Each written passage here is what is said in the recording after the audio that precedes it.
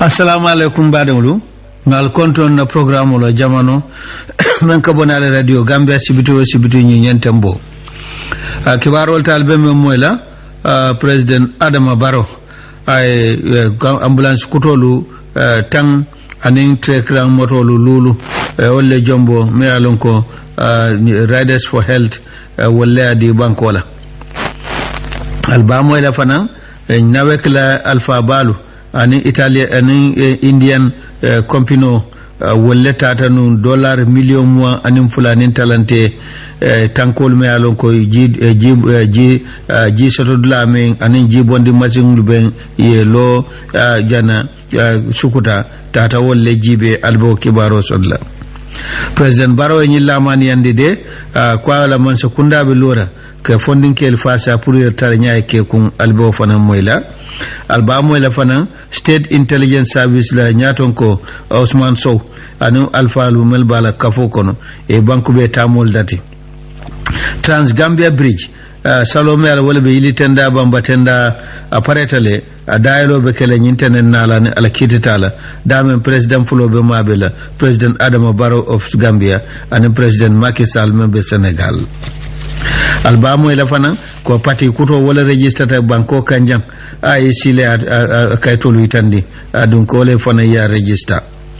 Canada ko la high commissioner membe Gambia jang wala futata banko vice president Ousainou Dabo albo kibaro sotola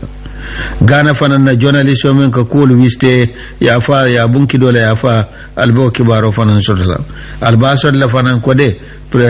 president ko do Laurent Gbagbo loi kitilal ya bulal nun bare melba jojol ya bulal nun bare melba kitindi kam wol manso ya apiloke wayatin na Laurent Gbagbo hanbiya be tala kasotol folo foddiana la kolbe senera Angleterre fanan ila dibitawlu balanta mata Angleterre man sekunda e kangmenta mandi nun ini European Union tema ni be findila kafo kono satol me ya landi be Angleterre dibitawlu man songala bandiol le boyta nun kenen ko la capital to e mol jamafa e modol barama men ketani watendu al shababu e wolle chodi anin kiba to malu bi al bawla moy la jamano yamba don mi bebe fe Gambia All News fe la kibaro ta kala moy e mbalbe kontona mba fala ko be mol mi anno ko yem muta nyen tilinano mi anno ka tambe tata kibar bundal mbalbe kontona bal jayna e mbadwal be simani jada kendal anim Gambia All News la member so mu be e mba fala ko nyen kibar nyimma mi anno ko kibar dima men kata ka diala wala Gambia All News ti e la bunda ba mi anno ka be kembuje e mba fala ko mbalbe kontona mba fala ka ni ala kiditala abekela match karo kono le jama be salon wonyam ban sitana kibarol to sayin me alon ko his excellency president Adama Barrow ay moto kutolo ambulance kutolo tan anin trekra moto lulu wolle jombo me alon ko Riders for Health wolle adi ni ambulance olu to lefana jaman laban do kolti e mende da pour ka sabu ningata muso kono mata ani dindewulu e be dula janto ci nyamoto bondino je nyaadile kayro kono anin lamani yakono ke nati loptanol to adi ni motolu e be do ko kala jaralo do kulalu wolle bata man lela do kol kono anim fanan e bukare loptano jorangol dol fanan kele kono le kata futa lo dinkira dol to dama ya lonko je jamfata bake je soto fanan koleata ani ngani ode itande ko nyimu jural fananti ka itande ko Riders for Health sanji tansaba de nyoya membe na ministry kunda memata loptano jaralo kunyala e bawole jombo kam president Adama Barrow e nyin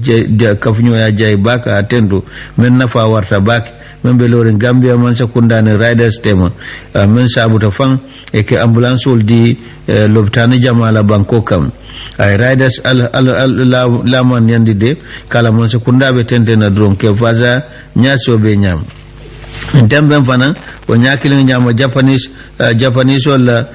parliamentary vice minister for foreign affairs membe ikafaye Kenji Yamada wala futata bunya kono president Adama Barrow ate nyi alfalu kachata badiya kol membe Gambia ni Japan tema anim fana nyanta wol bambandi la nyo nyaadile anin ka samba nyato anin ka funyo ya jama minister Japan ni Gambia tema fanna jamala ayla de kacha kolala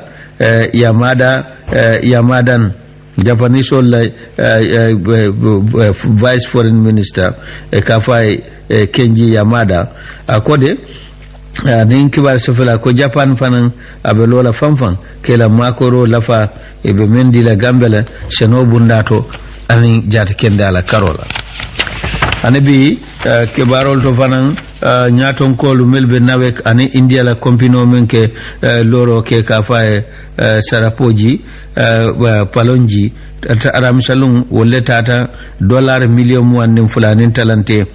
water treatment plant e ka jol tubondi e ka jol ta dame bo holol ba me alonko wala ke jio fintindi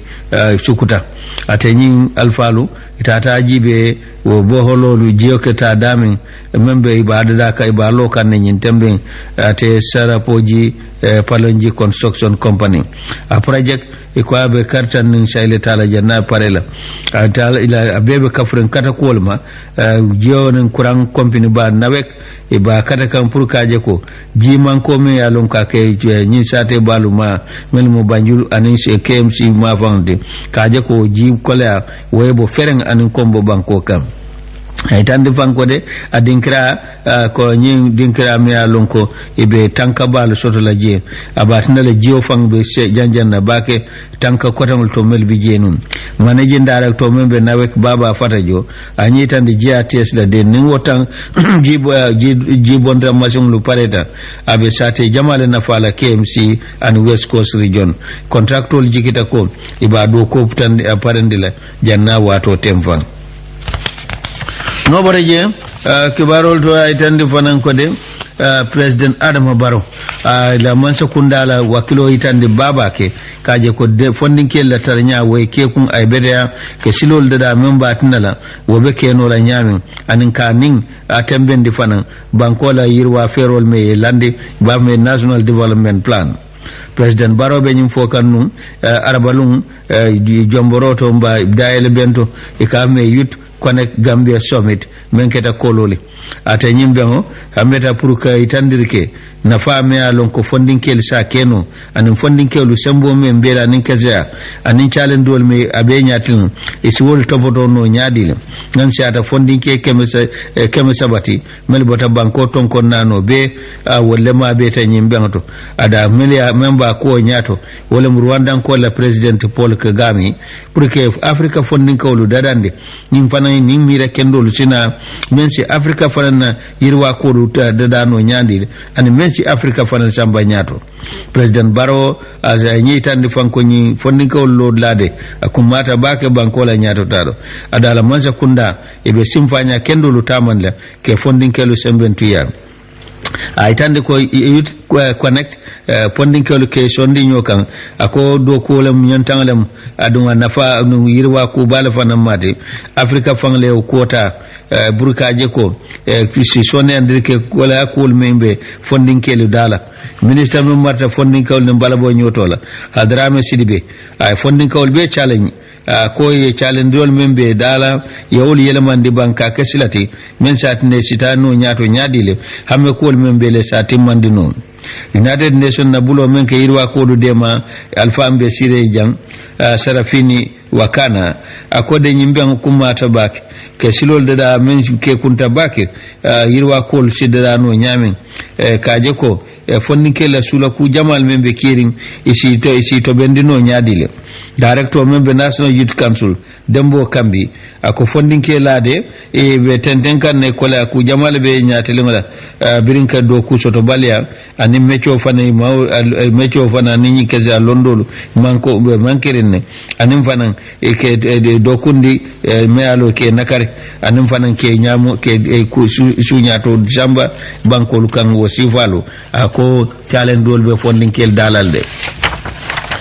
no boraje commission me alon ko ka fa tonya commission former cadet assistant superintendent of police ñim fo ñim commission e de ko men sabuta 1994 coup d'état la abe kuma ka walla ala kuma kan to Abubakar Suleiman Jeng akode balambaliya ila manso imam balamba ya menkenu dentin bridge wala saro salote ko wala ya sabu sojero le coup d'état dun tanu je ya itandi ko de ya te tombo nun ka secretary wo sojer kafo me bankota o junta watu men coup d'état ka doron akobara lawdo ko tililulu doron o kola ya muta akoya muta abe buluto menta da fo kartan anin sai aya itande fanka ko jala bake ko dadar nya me alon ka be keringo mamben adum fanan nyaton kaya barakarin fanan mantara sodorin kude tala ko lala ako wala ko dol sabu je ya itande fanko ate ana kafunyolu ye melmuta ye mantora bake adun tilimbali ya jama ketela wala kono ye tajire ya mailtu kazoto jeng asayin abedo kola United Nation telemu deputy security advisor membe Israel ako kode kachata fanan kol me alon ka kete September karotil woro 1994 mile 2 dame alon ko tajira jama anin tilimbara jama yake ila mollaje e mel mutanum kasoto noboreje alfalu melbe state intelligence service memo Usman Soti atelem director general SIS na doku nyo dolu walle tamo dati tilsaba tamo banko be ka suman anin ka pesa banko la kanto nin tanko be lare nyadil abebe kafurin kada kolema state intelligence service SIS be menke kan kaje ko ke sansanga da banko la kanto nin tanko la ke sansan bada da purumen satin na banko se kantano wato bela abe kuma kan anin kibar safala la bengoto men keta Banjul Ferry Terminal director general member state intelligence service Usman Sow akoy la tade hammo mu nyineti duron ka suman anin ka pesa anin ka bambandi fanan sotol men keta folo anin nyato talu kawul bambandi anin kawul sabatindi ay tande fang fe rolbe kiring me alon ko SAS ba kekan purinyin kamala ko isi office kutol lo banko kan taren ada ko be new divisional headquarter londila membe talla wulle banko kan Upper River region SAS la boss nyin dankenande ko la office be parerin ke nyoso kibaro la anim fanan kaje ko wali kolu ke kata ko wali yolu bang na wulta dawada noboreje kibarol to jandi fanan ko de Independent Electoral Commission be jama kalam tanda de to momen ne sartolu be timmande patio nyanta register la sartolu menna section 105 of the Election Act amended 2015 Gambia Action Party GAP ye register ke bona fide political party ti ko party lore ne mluwa zon tamenna Gambia banko kam atenyim patio ya register to menna wala mu Gambia Action Party patiola nyaton ko wala Mr. Musa Yali Bacheliti patiola secretariat office betalla 14 Antubajan Street Late Kunda Jaman patio to wala GAP patiola kuloromu code forolti nim patiola simbolo wala mu River Gambia ti patiola sando momenti wala mass development through mass action wala mu yirwayna jama yirwayna katamindi jamala mamangla no boreje Trans-Gambia Bridge dabe la traffic hole moto la tanin na salo kan obedat la January karo ni 2019 kuma kan member na Minister of Works fansu moto memu private vehicle ti motorcycle jeep solo anin double cabinolo trailer anin commercial vehicle nyolo mini bosolo anin bosolo meni alonko ila pasaso mu katambe motanse bone lula ibe yamfale bo silo dila wolela kate birijo kunna kasele salo kan kate ba salo kan birin tala woro wula so monda fo tala woro wula uraro luwolu hanabi feriola retol bay ko ferio jol men ya lon ko ke joro men ke ferioto hanabi wo betamala la fanan ko motolie melia lon ko betamala je fo janni July karo 2019 me alon ko nyanta konto ko retol findindila be nyande moto an moto kalte iba be yinkala yanana jama kala mutanda kola abe jola nyadile ferry service be tenten na do kotle ko moto balu melia lonko iman silo di la folo katama nyin salo kan kantonin tanko nin kantaro do kula anin hataji do kolu be wol bulala la wol yetama salo kan akuma kan nyi tan wonya nyin kamala fanan soldaro ani hataji to kolu motolu wol fanay be silo di lelal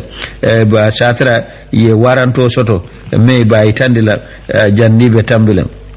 kaytande ko nyanto dilal mbay silo dilal pour tol si tambinole famuro nin ke bulukafu surtout jama molma anin dra bolu bo dan le bolu bake ye nyo faamu inin do kulal membe talla ye no boreje president Adama Barrow ay khalif general kudo membota Medina Serimas imam Alhaji Ali Ka wala futatam tatanu state house ani imam ratib alhaji chona ali maska anin ka kundankolu bebe kafrim fan atele saita fa man noto wala keta halifa yala Medina Serimas imam ratib nata jairo ka president Barola Bake fasaro mendi biro khalifa bantanun ay president lamani yandi ko ila duwa bayen do lafta ibadu parete na do ko ke nyaso be nyam presidential advisor religious affairs Alhaji Dembo Bojang akode ila nyimu bunya balati president Barrow nyi Alpha Baye Futama minister memata mon secondaire ne bankola Musa Dram kilo ke Medina Serimas Alpha Bela ko tenten ka duwa banko Cairo nin tenku nin sumala president Barrow atela karola akodino ni man sekunda ke nyofa sal adu wolle ke bulodi nyola ka Cairo nin adama nin fanko yirwande ay laman yandi de kala bunda be li wato wati adi sijika abe jikiri la fasaro la ka bankola yirwa ko do samba nyato no bodaje Canada ko la commissioner membe Gambia jang afrata vice president ma Ousainou Dabo State House high commissioner lisi filia Trout ning vice president Dabo kachata kafnyo ya kulu membe Canada ning Gambia tem Gambia ning Canada identa banta ba kilinela memu Commonwealth banta bati anin francophone banko la banta ba ila kafba anin dunyi banko fulul ke nyofa sale koku to me alonko asigede nyoyati adu koku nata yirwa koti ibe lori nyofele Canada ko la alpha ay tande ko de ila bulma de marobe larim banko kanne sila jamala ne do dol kono do ko min be keri TRRC ko e fenso de men dundi je anin do ku ko tamul me be ke kam pour que mo la tonya dila banko kam no bore je toki man sakunda fane sojari jorang dolu di men ko do ta $1 killing anen wuli kemenani ba $1 killing anen $1 killing anen wuli kemenani Gambia Armed Forces ni jorang wol kono sojari uniform wolu ke anin ke se beltolu anin tentolu tantolu ke kame camping tent anu wonyon kotam be dum fanan pour que Gambia Armed Forces la do ko sonan debul talking ko lambas man sakunda Gambia Armed Forces makoy kan ke sembentuya do kulal toki l'ambassadeur membe Gambia je Ismaila Sefa Yusa akode nyimbe mu badiya kendo membe Gambia ni toki te manyimo se dolet chief of defense staff memu sojarol bela kunton kote lieutenant general Masana Kinte ala 10th of tande bake toki man sakunda mo nyinga ne kendo men kije nobody ye silal ning alfal Melbourne North aning banko Salum Karola aning banko Sonko du Karola ba Lower River region aning Badebu Kotola wal be parendol ni nyasi o bebe kirin pour jomboro me alon ko be Transgambia salo ka daele membe ben ten lungve ni ala kiti dala January karotil mo nin kilim aben jikita ko His Excellency President Adama Barrow be ma belale ana badingo akafunyo memo His Excellency President Macky Sall Senegal ado ko de ka nyun do ko ado nyun do ku ba mo an kenyim banko kam folo banko la tari koto bayri abe shalome be lor nyi shalo ile tenda bamba tenda zalo ba fala Transgambia bridge abe Gambia banko temale ado wole banko Salum Karo ni Sonko du Karo sondi nyokam asalo membe ile tenda bamba tenda crossing aba sabula banko ni Senegal fanana kolbe sola nyokam baga julaya nin safaro nin fanko kola no boreji kibarol ton ay tandi fanko sayin sinata kibarol to Gambia banko e bantala ganan kolla undercover journalist wala mun kay kullol yinin journalist balamu ye ko atele asabu fan tapala ko membe kerinu afrika la kata dam fo kolto atele ko wanyarnu ya bunki dole ya fa capital to Ghana ila capital Accra police ol yafo ni aram chatambila Ahmed Hussein abe kafrum journalist olma milia lonko ye médaille keta journalist olti ye mel médaille ko ila do ko kan wol kono Anas arme yawo Anas atemu wo atelemu ala nyato alfati wolle kiskis roke fa sabu ta fan Ghana la football federation ala nyato ko ala palaso say birinta pale lotama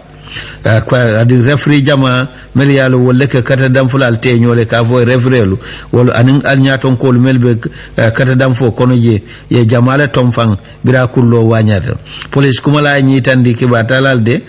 ko nyi journalist bun akangaleto anasi soto bari me abu mo malon yo tuma be say kan so konel arabalum sutora akode Anas journalist o mi yalon ko le kullo jama wanyar Anas ikafa Anas ganan kolam akonyi musunu balati ko bari nyintendendi nola Ghana la kibar bunda meli marta kibaro kunyala ya ko jala bake en journalist o men fa e killo ka police wala ko nyin ko wiste kendeke kalon jumale atenyin Ahmed Hussein fa no boreje Ivory Coast ko la president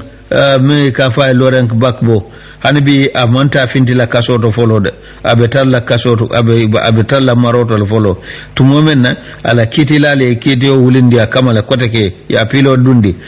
ko ya jojol me kitio kuntu kafo ya bulale luwa mamuta silaw silale tolman kuje me amuta ko woko ya sosole kay kukele walatna International Criminal Court ICC membe Hague wali abula le fereng talata lung yenyi ya marko ya abula katab abe dawada ya abula ya sai bari arabalung kitila yo ko challenge le ko manya na abula yenyi tande ko Laurent Gbagbo asibore nole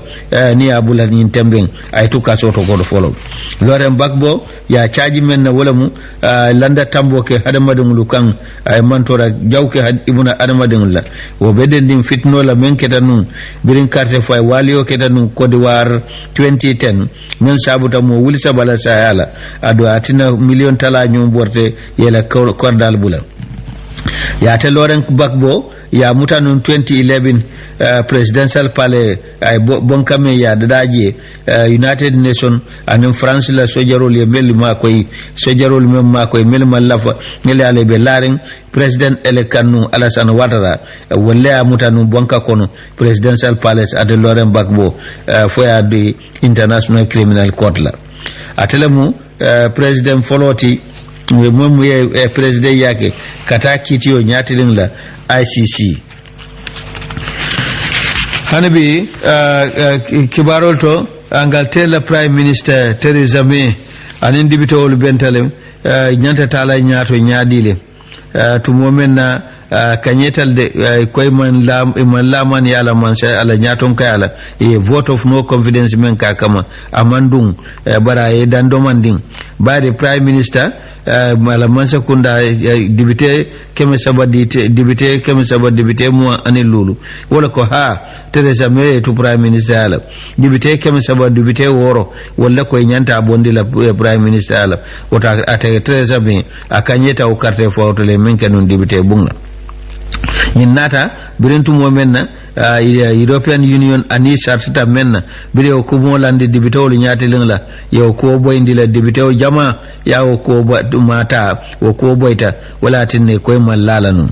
o kolale lebo nyaton ko memu the opposition lebo nyaton ko te Jeremy Corbyn manson kafula kachama ko damantan ko amanyin dabondi je ko Angleterre be fintila European Union asatra satmantra laring Theresa May lafta kenyin ko kacha ado ko ateba safero kala plan kutola la be men findin la Angleterre nyanta bola European Union nyaadile akabo kayto futande dibitol ma tene lum January karotil mu wan kilim du kacha fon be kala wotole ya itandi fanko de nyanta karto fayla ko la talata lumle January karotil mu anin kononto no bodeje hanabi kebarol to ko mo kononto ba mo men fata shiata mo tan nim fenti melia lonko dol ko mo mo wan killing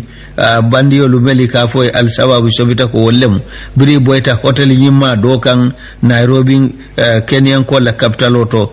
Nairobi itande fanko de ko mo lulu jorantielu wolle nin sembo dunta force dunta hotel o kono ani business complex talata lum dame yalum ni kido mala molu kan mo nyaalo ta momo kan ya bunki ke kido male kan wala sabute mo nin kilim fa ba dolu ko asiata o telefon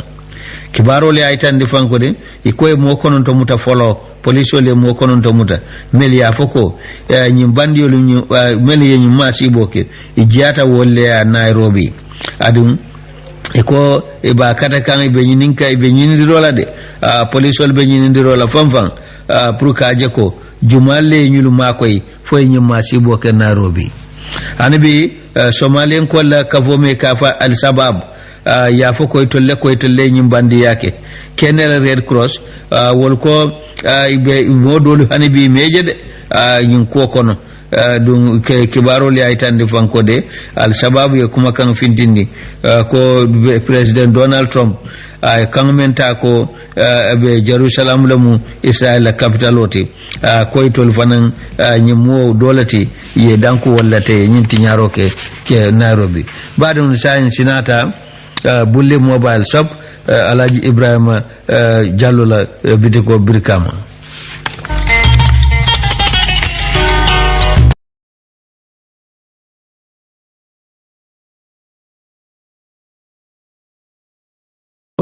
Gabon ko la president Ali Bongo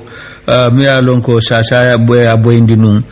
kumpa boro la be menke kanu Arabi Saudi ko nata samba banko dol to taring bari ko atele murtanan Gabon banko ka lokum kilin ko lala birin so yerin dewlu ko be kude takela jeno president Ali Bongo abe no Morocco le dame abe jara lo soto kan ya foko no stroke le boyta kan nyim fankili ma fa wala boyta kan no October karo kono Arabi Saudi anata murna somonda juno la nyintala tatambila jannim be ngate tembo menna cabinet minister kuto le tombo ay tolo ala minister kutol tombon ke pala soto ko mu ferelti don pour men satina asitu president yala Ali Bongo aya fama keta Omar Bongo president yala 2009 adun ate akanyeta kanyome kanyome wa warabake 2016 me carte forme alonko fitno dadun tajele adu ko tapale ya fanan kete jele o lokun tambila soldaro dolu mel mun dumala sojarolti walla akankula koy bankotale bari law ko manta amma hani me fan soldarol membe larim president kan katabake ye muta ye be ankofu ni renegade soldiers ye samboyta te dol fata kono ko kono fan ye dol mut dol to men taje yol be muta wol be buluto le nyin tembe te president Omar Bongo membanta nu adimma ya keta Bongo family nimbo ba fola ye ko Gabon banko mara min siata sanji talulu nim fenti no bodaje anabi kibaro li ay tande fanko de jelo nin kontano me alonko ay Ivory Coast sunko lamba ko de waren ko la first lady nu Simon Bakbo muta amanna diala de bari lafo ko ya ke mabula la ta karshe wata wala bage bara mamme ko take dron ina ta ko kuntu ko mabula folo bari kiti lal ko banson ila bulo dalilola sai ko loren bagbo amambula folo de capital la kaso tole fo janni bala kolu banna diamula anabi kibarol ya itandi fanan ko de kibarol to kafo kibarol to university me alonko kafa Montfort University membe Leicester Angleterre wol koy internet bundal be so na follow mo sultu ni social media koy ba itande kanko ni social media hande dindum fondin kella sonde mola kende afan akala njuro kijele university e kaka social media bundal men tamande wol kono Facebook Snapchat anin Instagram an wodo kotamno arabalum January karotil tan woro university ya be kupele social media bundal be soronne wa to fo jannin ko fo jannin tenel lung nyin lung ko ya ke dalilo men kama ko wala nyinti ka jibe bari ko ke munafan nyin social media la surtout nyin Facebook na nyon ko danglo ko so funding kel melbe karanga university students ko ka itandi la ko alanda tambiren fanka kuranna di mola mba ke sondo mo fanan dundi nyotole asi ku kela me alonko asi sondo me nyamo ka sabu nole ko ka tamo ko ya ka wala kamadron nobody je kibarol to Zimbabwe opposition MDC party yela party headquarter membe Harare ya malale natalol ye itandi ko ila kantoro bunda ya ila bunda ba ya ja ye je jani aboita ila palantero lu ye tinya jani fangre be janjan din taring wo bumto je Zimbabwe la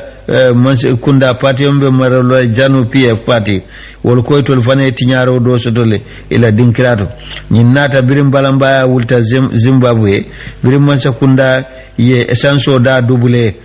wati kilina kibaro le aytande fanko de mo lulu nyom fatale mo muwani nan baramata bare kibaro mel labanta nala e ko nyil dokun kono mo tannim fula sojarol mba police le membu ye fa Zimbabwe balamba ya me alon kabe kiring hanbi ko ye da la fa menke essential ya double le ninke mo kemela lakan wala nata molu dimi bara be fendal financial dilal kibaro le aytande fanko de United Nations and European Union ye bulo likilike president manan Emerson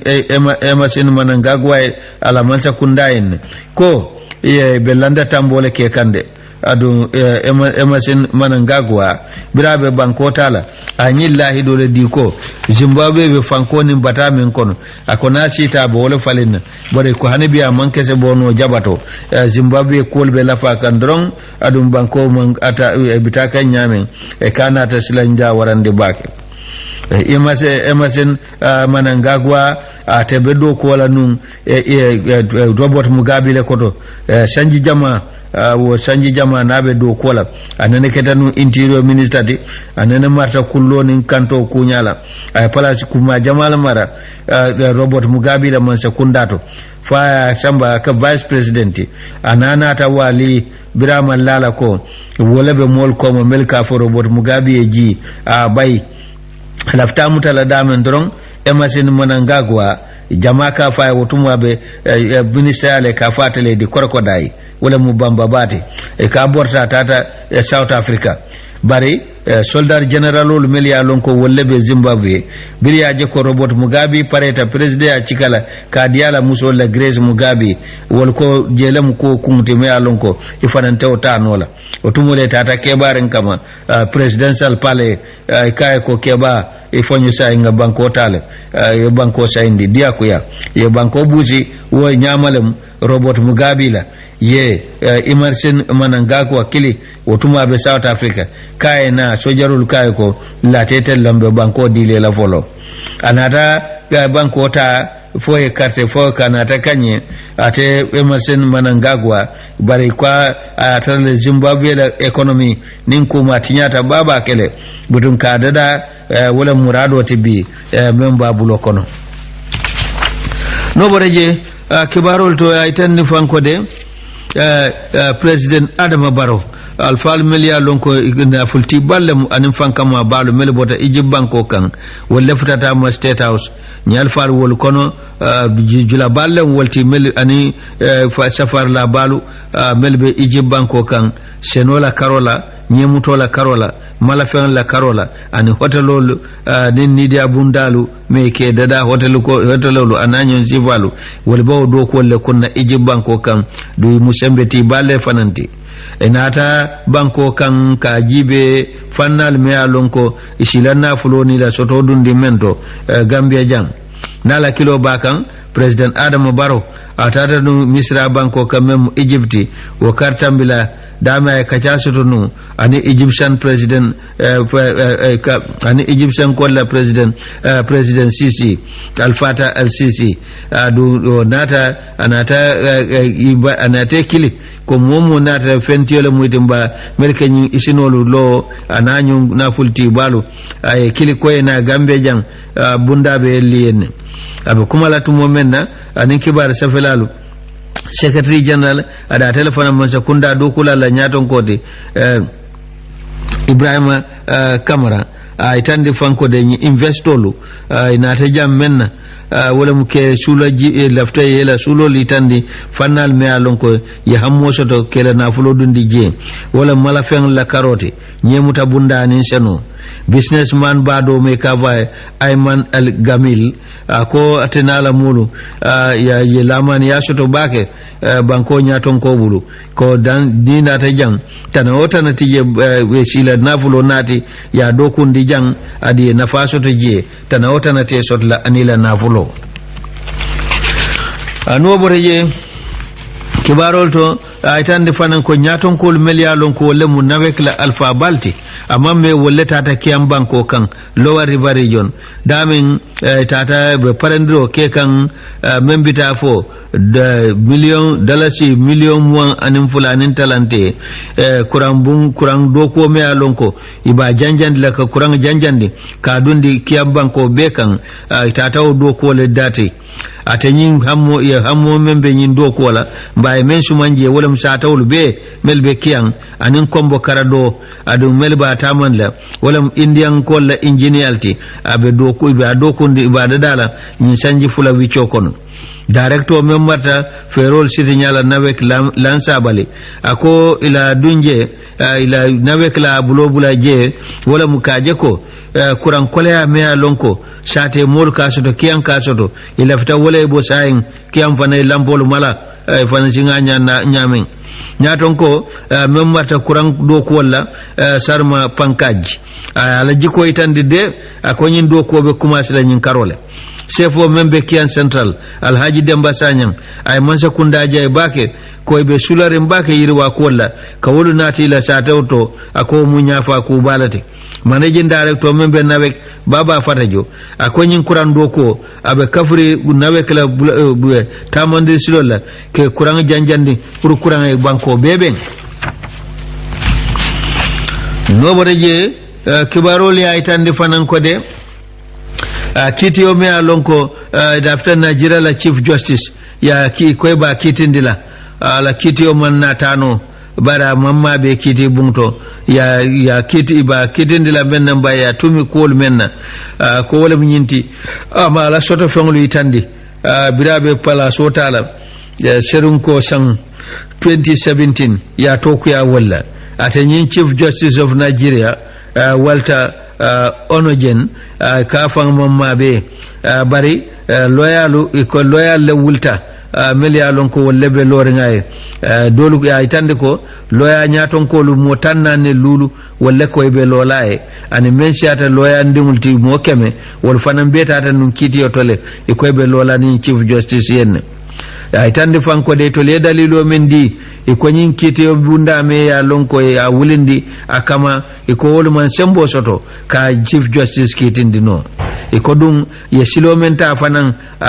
ya ko ya ki iba ya charge men ko amanta silala fanan no boreje kibarol to ay tande fanan ko de kibarol to Sudan ko la president Omar al-Bashir nyin tembe abe batare abe dawndi nede bari banko mol man kare diala ko faye banko say doron Omar al-Bashir siata sanji tansa wadi mosafa sudata wala brae banko ta Sudan banko ta kude tato Omar al-Bashir mol wulta kama sa si amina lokun mentata lokun nanin jang dunta wala kono sate bal milliard lon ko lem hatum te capital o kata omdaman anin sate kotanglu kata niyala wol fanan be mol wulta je betole ka foko e mallafi Omar Basiala kotake president yala Sudan banko kan itande fanko de kidol faytal de sinya jama ado mol fata je ko kono ate Umar Basia anata rali kili aka miliyate kanu ako ay nyimfo e ko ayo kenum hatumle ako silakili nebije me alon ko sembo si sawno nyame wala mu carte fay boxoti ako Sudan molu ay ba dila sanji fula nyato mba alammabe ibe lafta ibe carte fayla ka jibe lafta jumale mara president yato Basir yafo birabe diamula ralito ye minke nun niyala Sudan Southern Sudan ila mafangme Southern ikavudie Southern dafo balambaya wulta birin December karo kono molbe be dol kantaring ka balam man sakundama pra sans mburo ani domor fanglu dala fa nyame hanabi itande fanko ke tiaga so fay molu kanne adin ko fan loptano dol fan le nyim foko polisolu ye kidol fayle ye modol fa ko konole bari akol mambang mol wultala kote ke hani jumalumulla jumasal kola doron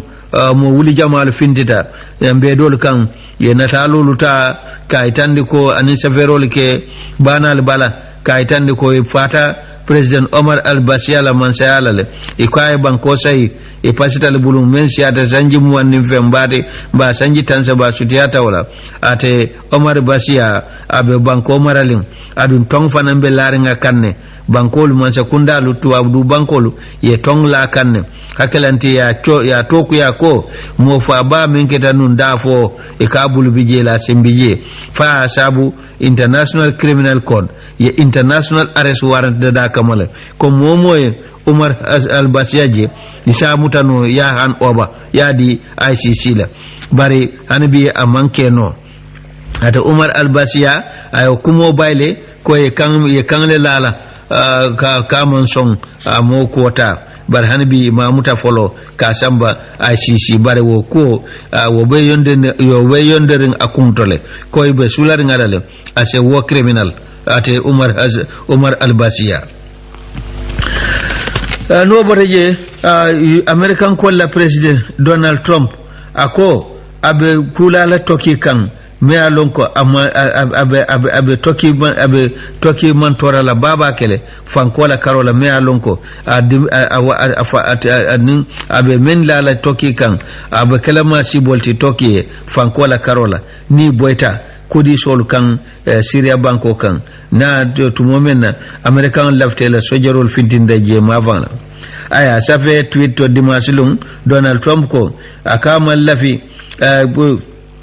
mallafi kodi sol ye toki tonyinde ako amo fanan fo bari toki fanan manyan na boyla kudi sol kan melbe Syria banko kan American sojarolu wallani kudi sol ye buludi nyola northern Syria kenyin ISIL bandiol kele nyimelke fankele Islamic State la toki wanyawanya wolko wo toki olu kudi solu eto lewol je koy jawol le muyti President Recep Tayyip Erdogan akumata kamfata bake ako American bo kafo so fasa kan nyadile ada tawota ko akabe dubennal toki la foreign minister ako banko President Donald Trump ya kuma kan memfo ako wote tol tajila pour que boy ñin kudi sol kan na American lu fintita to momena ya ko jala bake ko toki manyanna ka boy kudi sol kan bayra America ko walle ma koy pour que ñi bandiol kele meli ko wulendi num Syria banko law dinkrat no bore je kibarol to itande fanko de African Union ko ye shikabasoto carte fo la nyato menketa Democratic Republic of Congo wo kamala ye killo ko carte fo la ta nyame kanafo Canada te ye bulomuta folo control me ya findindi ko ye opposition candidate kili kame Felix Tshisekedi iko wala kanyeta bare opposition nyaton ko do me ka faye ko Martin Fayulu woko hani ya nakarla katale kanyeta akatale karte kese jama soto ate kanun tewlu Fayulu kanun tewlu iko Tshisekedi kullo kono anin president Joseph Kabila kacatale ka banko nakare pour nyin kamala ko na sita anu be den sembolale mbala mol membe man sekunda kono ani bebe tafawlale ye banko mara Tshisekedi la mole o kumo sosole bare constitutional court ijikita ko kitio wulindi kitio kos jele wol nyantela kumo kuntula nyintil dantan kono ka jibe fo Tshisekedi la kanyo fo be lola la bang fo do babur kala le konto jibe kumban butu wala man sede a folo banku nyaton ko lu meli alon ko be African Union ani man sakundalu membe African Union ibentanu Ethiopian ko la capital to Addis Ababa aram zalum ye kuma kan fintindi ka itandi ko December karotil tansa bakate fo men keta Democratic Republic of Congo ye siko soto je bakela konto ye men fintindi volo African Union ye nyitandi ko de e ko siko soto bake korte fo lanya ye kuma kan control men di follow me alon ko le National Independent Electoral Commission ya itandi ko carte o men fayta bari Catholic Church meli ale sembo warta bake woli korsil lalu mo wuli tannan le janjandi carte fo sansang wuli tawro wulani luluto Congo Democratic Republic bari wolni konto men findita Catholic Church ko Martin Fayulu le kanyeta adum niaje Martin Fayulu ko president Joseph Kabila Malafi waya keta bari Fayulu ya nyida foko na chita be konto bolalde abe commission londilale ka jibe landa tambol men keta banko kan anin kasara ko men keta ka bol be jibe kunnale ada be banko londila londi nyame alonko anu wata mandir folo be fatala baba kele bari ko kullo kono atata futa Felix de Tshisekedi man akay nimbe kanyendila ninge kanyendi sikko yam fa kenye yekene bula ninna moliye banko kan ko nyine atinna electoral commission ya foko Felix Tshisekedi le kanyeta bari control men findita membe Catholic Church bulu anin ambassadeur kundal men dolbe Kinshasa wol ko Martin Fayulu le kanyeta de ilafta nakar la kanyewala le no bodeje kibarol to ya itandi fanko de kibarol to kibarol to ko United Democrat ko America la Democratic politician lu ko ba ko wiste kanede ka foko ko Donald Trump ya fala lawyer ne ko faniafo ye lankan po ka foko imam fellonje kambe kombe Trump to alola Moscow mba birimbe campagne la mbo ko tamandi kanne ko chafo kaya wala fay bari ako Democratic politician ko ba ko wistela nata lota Donald Trump ko ka tele ya fala lawyer Michael Cohen ka fay ko kuma fo mente tonyati nyin kamala ko yemmura ko dolla miliyalo ngeke no birimbe campagne kono ni Russia tema ko nuwo ko lotama asikeno dibitawli Donald Trump samandi budum badawlu ya itandina ko wato bebije amman siya bake nsi kibara kilin lafa je me alonko wala bota nsi kibar kilin lafaje me alonka safeta Standard newspaper le coalition West Coast region la kumala me kafa esa damfa kibarol men kafoko walele be president Baroni United Democratic Party tema ako kumala meli alonko molle ka wajabindi ko anum fanan meli alonko wala mu kumolle fo meli alonko amallo aka mantara wonyam ako ate mellonje ako wali mantra president Baroni UDP tema nyim fang foko akabe nyin koindla mol mako akata be do ako wolbe do ko ke kanne ni la kol bulol be nyobule do ko kono president Baro anim vice president ako ning ata wali be temanu ako denu do ko te be banka do ko men be kerinteng ko itatala nyokan do ko kono dam faya fo Standard newspaper ako lafta mole nyim fam ko Baro nenete UDP jamfala mba Usainu Dabo ako baro man kaw moti amanke jamfa moti akonte be lari nyinne ko neata lafta lola carte fawla ako president ya nyini wala abe murla UDP party olto ako wala muntala miro ni jerote butum badam ngaji ko wato en so nyila la doron mbal tentula mbal jayla me mutamasi to ko wala Lamin Jackson Jay Alaji Sadio Baro Bafulal nimbara bake alman kende mabela sibiti koten na kare nin kare kono wassalam